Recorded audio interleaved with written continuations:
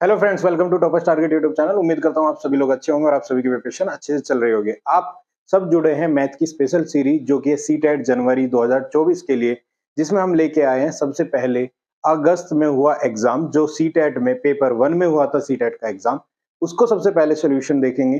15 number जो आपके content में मतलब मैथ के जो आए थे सबसे पहले वही स्टार्ट करेंगे और पहले मैथ का कंटेंट ही जो है डिस्कस करेंगे क्वेश्चंस की फॉर्म में या फिर लास्ट ईयर्स की फॉर्म में, और उसके बाद पेडागोजी भी डिस्कस करेंगे। जैसे जैसे एग्जाम नजदीक आएगा वैसे वैसे हम क्या करेंगे, वीडियोस की फॉर्म में आपको पूरा कंटेंट प्रोवाइड करते रहेंगे। तो सबसे पहली वीडियो के स्टार्ट में शुरू कर रहे हैं हम अगस्त में आया हुआ एग्जाम, जो कि मोस्ट इंपोर्टेंट बन जाता है कंटेंट की फॉर्म में। तो चलिए शुरू करते हैं इस जर्नी को इस वीडियो के साथ में, और उम्मीद करता हूँ कि आप इस जर्नी में लास्ट तक जुड़े रहेंगे, इवन इस वीडियो को भी लास्ट तक देखेंगे। तो यह है अगस्त का एग्जाम जो कि हुआ था सीटेट का। तो देखते हैं क्वेश्चन वाइज।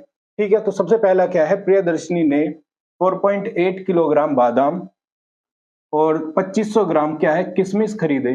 साथ ही साथ क्या है 3.5 किलोग्राम क्या खरीदा, काजू खरीदा और उसको क्या किया, मिलाया। मतलब अल्टीमेटली इन चीजों को उसने एक साथ मिलाया और उस मिश्रण को कितने पैकेट में, 3 दर्जन पैकेट्स में समान रूप से क्या किया, पैक किया।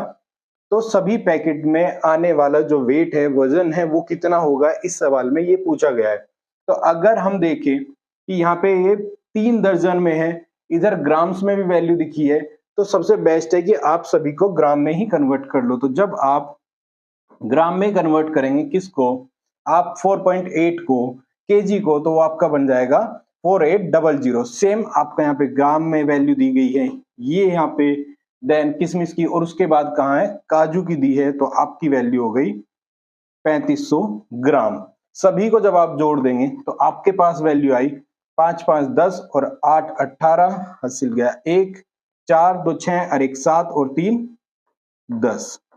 ये टोटल वैल्यू बनी। ग्राम में कितने पैकेट्स में डिस्ट्रीब्यूट करना है, वो है 3 दर्जन। 3 दर्जन का मतलब है 1 दर्जन में होते हैं 12 इंटू 3, ये हो गए आपके 36।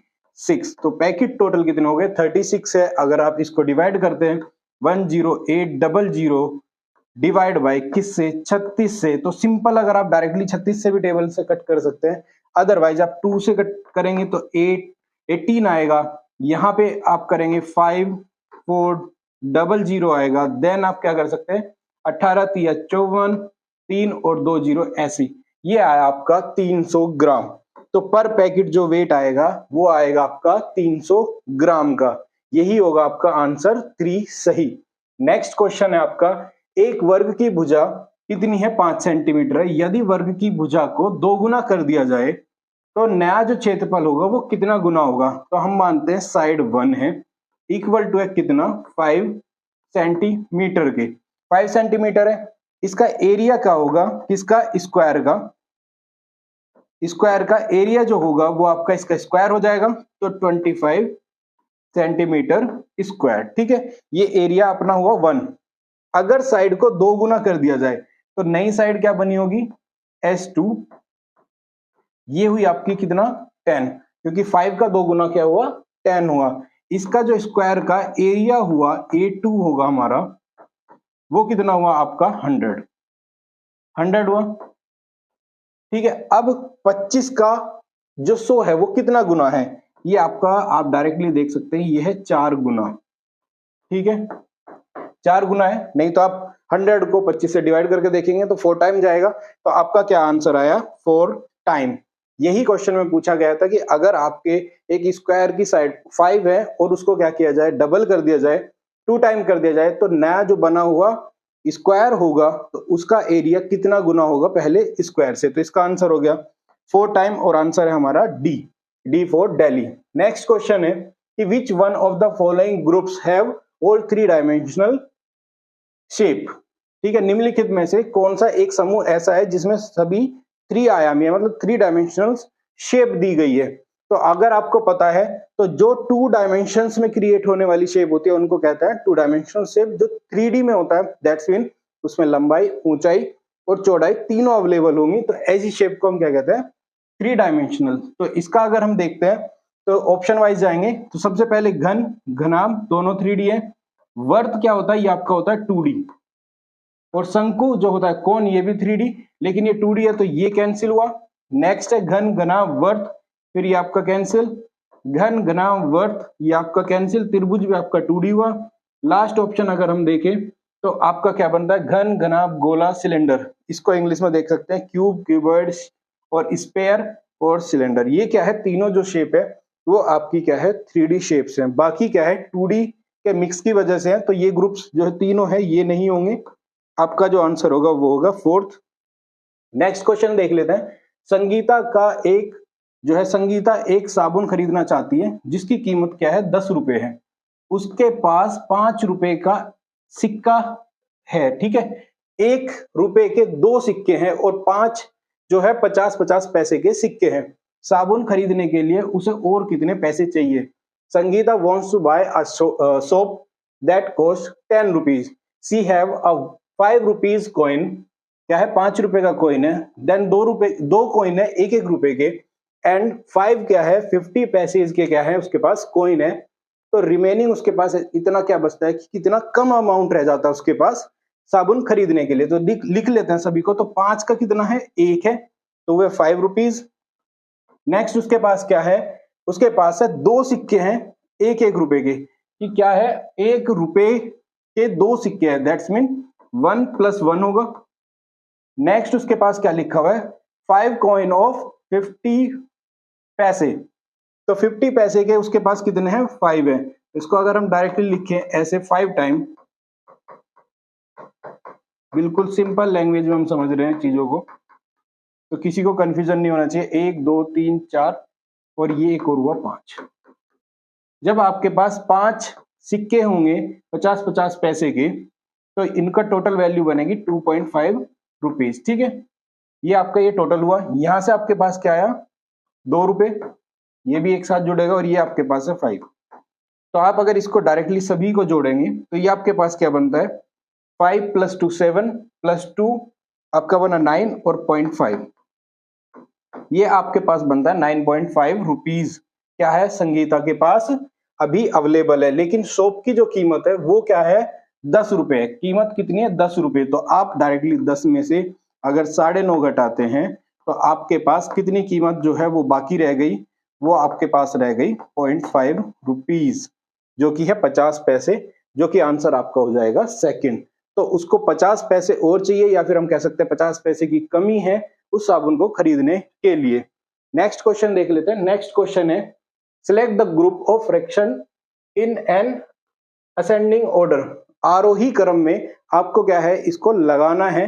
आरोही और अवरोही में क्या होगा, वैसे तो यहाँ पे सिंबल वाइज भी है, क्वेश्चन अपने आप आपको सिंबल वाइज भी सोल्व करा देगा। बढ़ते हुए क्रम में आपको ये लगाना है।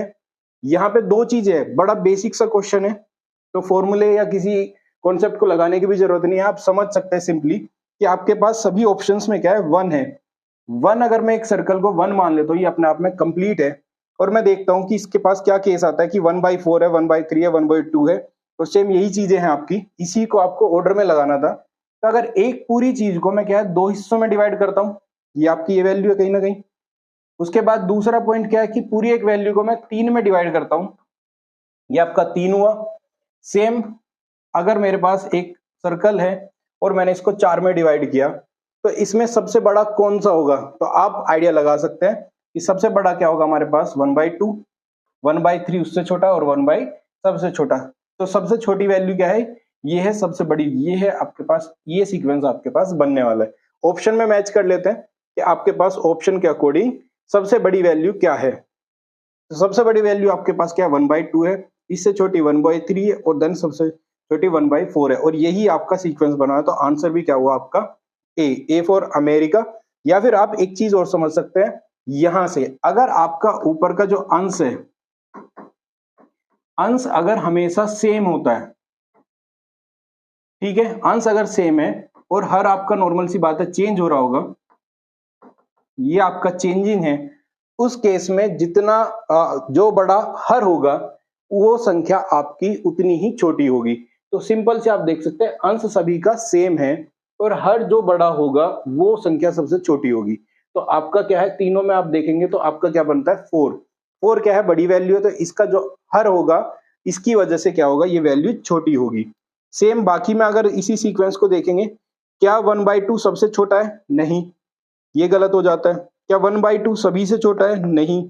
1/3 क्या 1/4 से छोटा होगा? नहीं। तो यही अपने आप में क्या है, आपका सही सीक्वेंस भी है, या अगर ऑप्शन वाइज बाकी चीजों को भी चेक करना चाहेंगे तो वो भी है। तो आपके पास दो तरीके होता है कि आप कॉन्सेप्ट के अकॉर्डिंग भी समझ सकते हैं, या फिर सिंपली 1 को कितने पीसेस में ब्रेक किया उससे भी चेक कर सकते हैं। यहाँ पे अगर 1 की जगह पे 2/3, 2/4, 2/8 या 2/5 है, इस तरह से लिख के आता, तो आपको दो पीसेस में समझना होता है। सिंपली आप देख सकते हैं कि अंश सभी के सेम है, हर के अकॉर्डिंग आप क्या कर सकते हैं, सॉल्व कर सकते हैं। नेक्स्ट क्वेश्चन आता है कि एक पैटर्न बेस्ड क्वेश्चन है कि ये पैटर्न दिया हुआ है जिसमें पैटर्न है 1, 6, 15, उसके बाद है ब्लैंक 45, उसके बाद है 66, देन है 91। ये आपके पास क्या है, एक सीक्वेंस दिया है।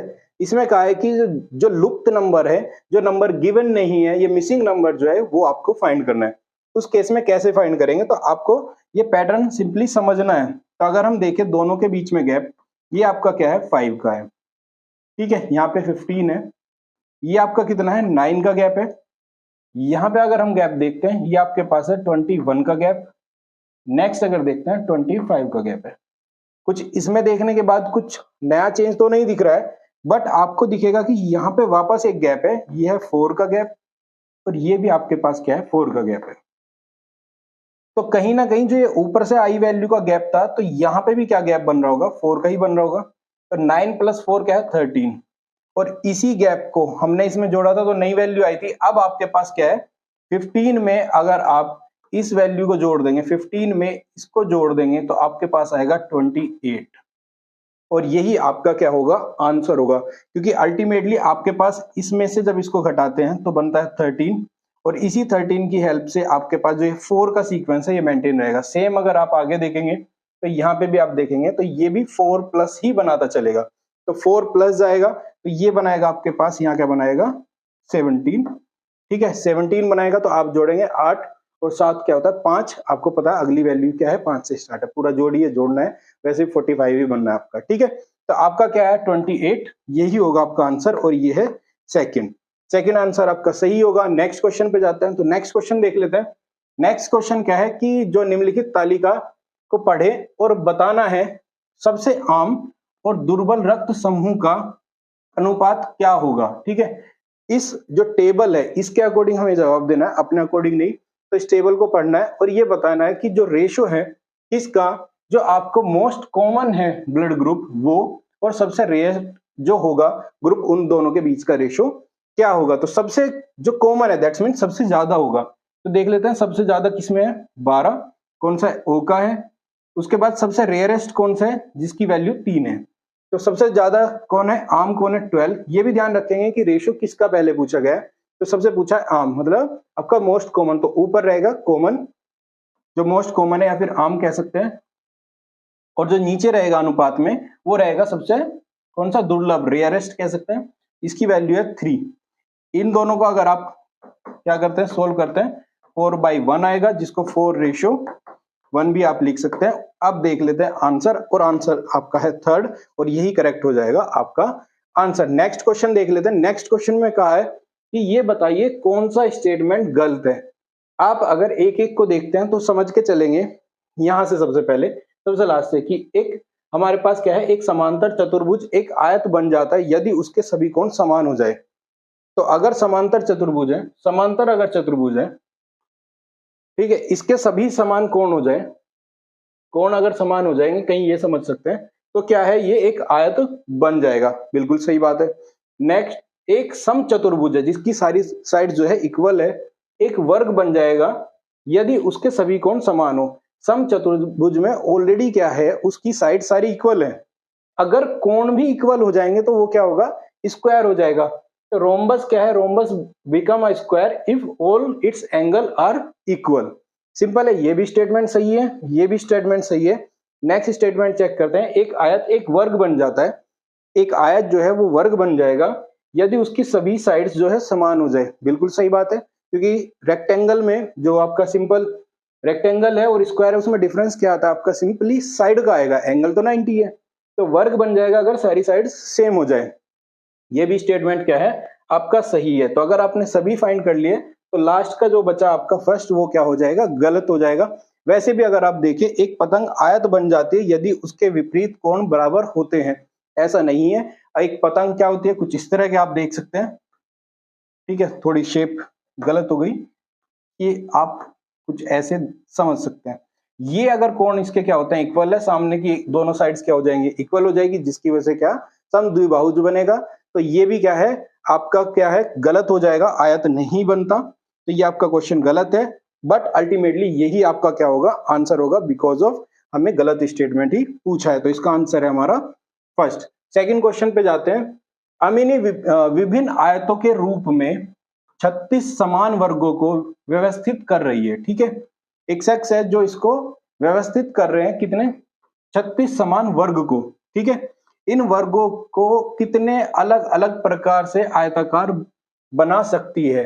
हमारे पास है क्या है स्टेटमेंट की, arranging 36 identical square in the form of different rectangle, how many different type of rectangle can she make with these squares.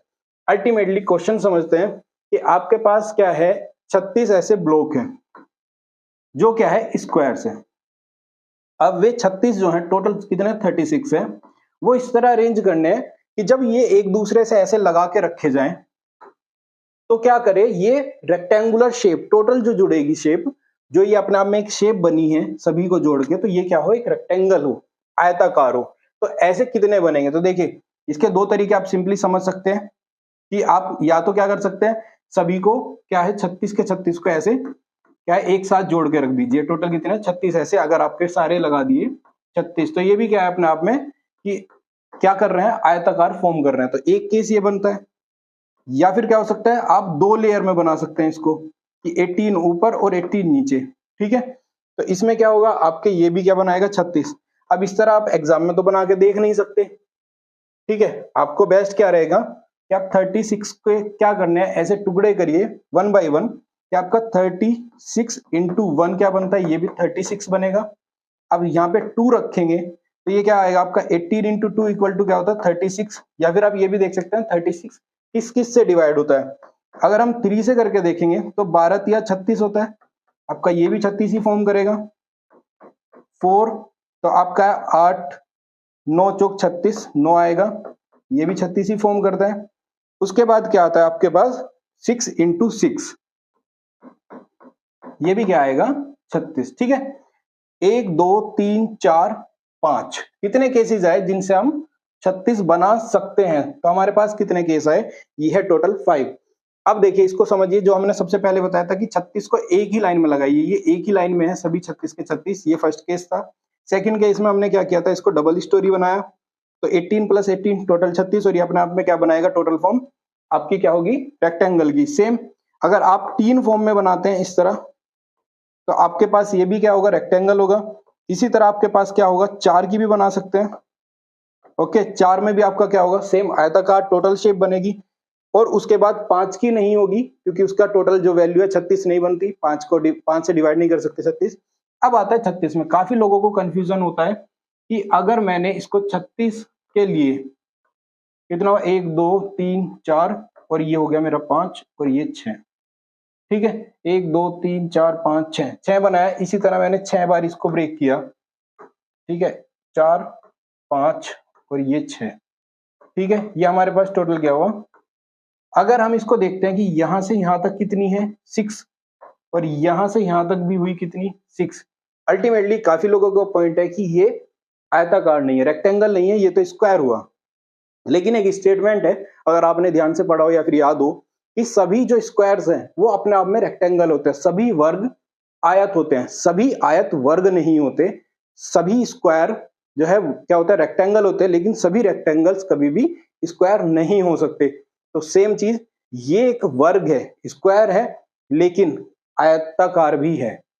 तो इस वजह से क्या होगा, ये जो फिफ्थ है ये भी आपका क्या होगा, काउंट होगा। और काफी लोगों का क्वेश्चन जो बना था लास्ट ईयर जिसमें फंसे हैं, सब लोग जो आंसर लगा के आए थे वो 4 टाइम लगा के आए, क्योंकि 4 ही ऐसे कॉन्सेप्ट बनता है, लेकिन ये भी बनेगा बिकॉज ऑफ दिस रीजन। और यही कॉन्सेप्ट इसके पीछे चलता है कि सभी स्क्वायर जो है रेक्टेंगल्स होते हैं, तो ये इसको आपको रेक्टेंगल काउंट करना होगा। और यही एनसीईआरटी के थ्रू, मतलब एनसीईआरटी के थ्रू भी है, इवन जो लास्ट में फाइनल जो आपकी की थी उसमें भी यही एक्सेप्टेड है कि जो इसका आंसर है, सही आंसर है 5, जो कि ऑप्शन हमारे पास क्या है 3 है। नेक्स्ट आ जाता है कि रुबीना ने एक जर्नी स्टार्ट की बाय कार, जो स्टार्ट हुई है क्या है 16:50 पे, और उसने वो जर्नी खत्म की है 21:15 पे। सेम डे में एक वर्ड अच्छा लिखा मिला है कि same day, that's mean next day, 2 दिन 4 दिन नहीं आया, आवर्स नहीं तो उसी के अकॉर्डिंग जोड़ने होते। The time taken is completing the journey, ठीक है। रुबीना ने एक कार के थ्रू एक जर्नी स्टार्ट की जिसका गिवन है टाइम, कब शुरू की और कब खत्म की, सेम डे पे। तो टोटल लगा हुआ समय कितना होगा, तो टोटल लगा समय है तो सेम डे है, आपको क्या करना है 21 इस टाइम पे वो पहुंचा था, चला कब था 16:50 पे। सिंपली एक दूसरे से सब्ट्रैक्ट कर दीजिए, ठीक है। बड़े से छोटा अगर आप घटाते हैं, यहाँ पे आपके पास क्या है टोटल है 15 मिनट, 50 मिनट घटानी है, नहीं होगा तो आपको यहाँ से क्या करना होगा, एक कैरी लेना होगा। कैरी जब भी आप आर्ट्स के केस में लेते हो कितना लेते हो 60 मिनट, 60 मिनट प्लस कितना हुआ आपके पास 15 मिनट, ये हो गया आपके पास 75 में से जब आप 50 घटाएंगे तो आपके पास कितना बना 25 मिनट्स। अब आपके पास यहाँ कितना बचा 20। नॉर्मली आप यहाँ से 1 कैरी लेते हैं तो 60 के केस में जाता, अब बना आपके पास 20 में से 16 गया, आपके पास बनता है 4, ठीक है। अब सिंपली इसको जब वो करेंगे सब्ट्रैक्ट करेंगे तो कुछ ऐसा देख सकते हैं, तो आपके पास क्या बना 4 घंटे 25 मिनट में टोटल क्या है, ये आपके आवर्स है, ये आपकी क्या है मिनट है, और इसी टाइम में इसने क्या किया जर्नी पूरी की है। देख लेते हैं 4 आवर्स और 25 मिनट, यही आंसर है सही।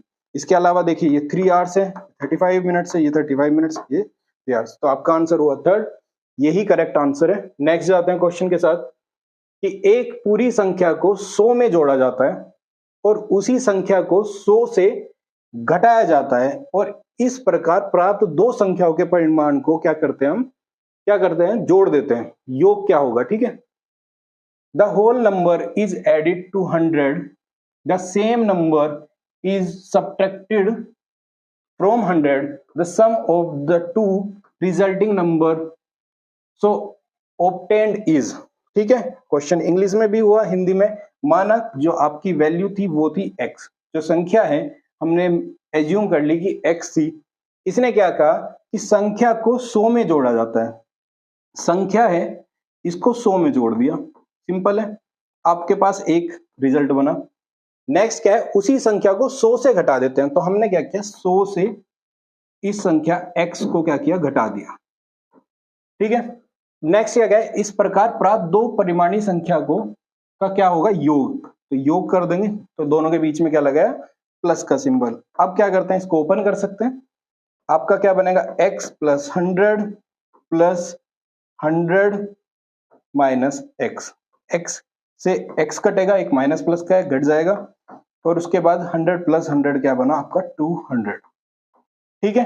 तो आपके पास क्या बनता है 200, ऑप्शन में देख लेते हैं, ये है फर्स्ट और यही आपका हो जाएगा आंसर। उम्मीद कर रहा हूं ये अभी तक सभी आपको समझ में आ रहे हैं। कोई भी डाउट है किसी भी प्रकार का कभी भी नेक्स्ट वीडियोस में भी, तो आप हमारे कमेंट बॉक्स में जुड़ सकते हैं, वो आपके लिए टोटली ओपन है।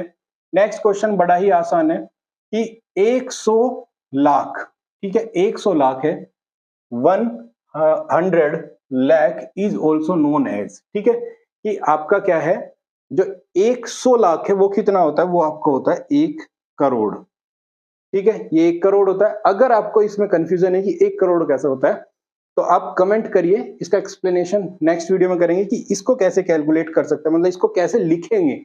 एक्चुअली क्वेश्चन ये है कि इसको लिखेंगे कैसे, काफी लोगों को क्वेश्चन रहता है ये, तो देखते हैं कितने लोगों का ये क्वेश्चन बनता है कि इसको कैसे एग्जाम में लिख के हम चेक कर सकते हैं कि 1 करोड़ होगा 10 करोड़ होता है। काफी लोगों का कंफ्यूजन होता है कि ये 10 करोड़ होगा कि 1 करोड़ होगा, तो आंसर है इसका 1 करोड़। तो आप चेक करके बताइए और फिर हमें बताइएगा किस किस का डाउट है, हम नेक्स्ट वीडियो में इसको अलग से एक्सप्लेन भी कर देंगे, ठीक है।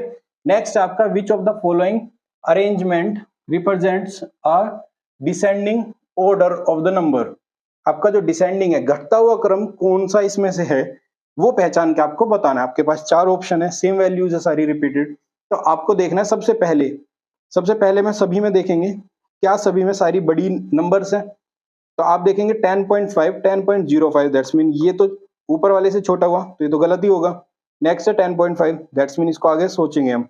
नेक्स्ट है 10.5, तो आपका एक तो खत्म, ये आपका कट हो गया, इसको चेक ही नहीं करना। नेक्स्ट ऑप्शन देखते हैं। अब उसके बाद है 1.5, ठीक है 1.5 है। नेक्स्ट है 1.05, तो आपका ये क्या हुआ, ये बड़ा हुआ, ये छोटा हुआ, तो ये कट हुआ आपका, इसकी वजह से ऑप्शन 2 भी खत्म।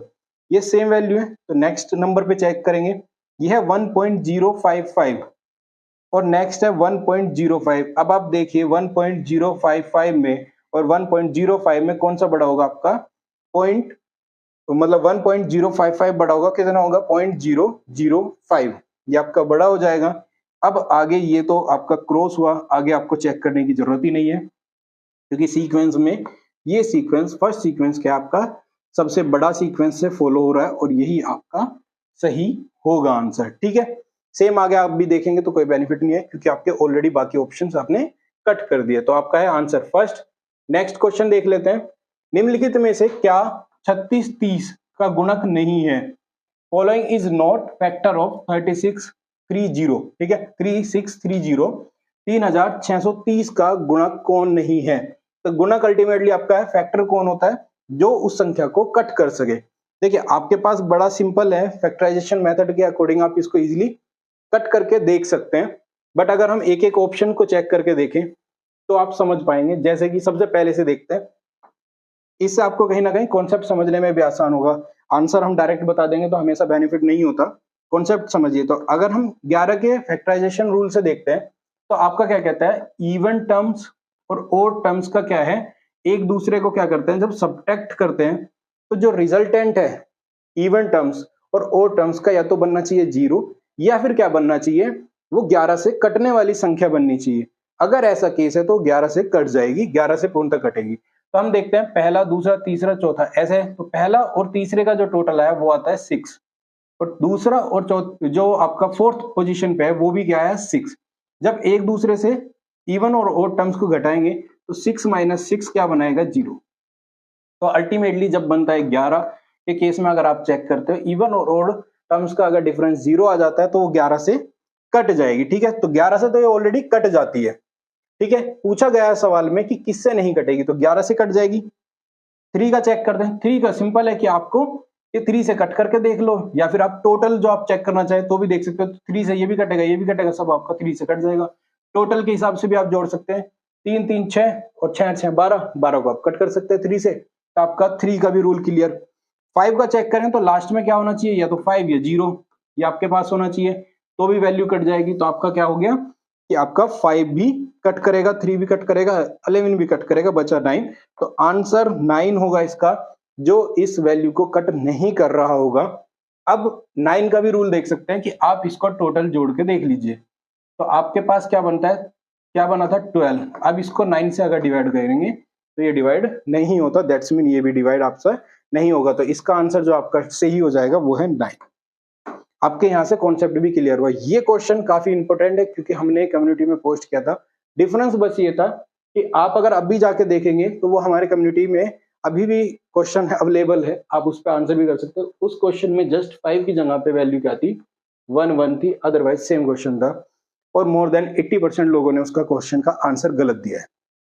आप भी जाके देखिए और आंसर कैसे सही होगा इसका, और बड़ा ही सिंपल तरीका है वो देख लेते हैं। तो आप कम्युनिटी में भी एक्टिव रहिए ताकि आपको क्वेश्चन इस तरह के मिलते रहे, और वीडियोस भी आपको जो बेस्ड मिलेगी वो सीटेट बेस्ड ही मिलने वाली है। तो उम्मीद करता हूँ आप जुड़े रहें, आपको बहुत बेनिफिट होने वाला है। नेक्स्ट आपका आता है ये क्वेश्चन, तो देखिए सिंपल है, आपके पास क्या है 5 माइनस 5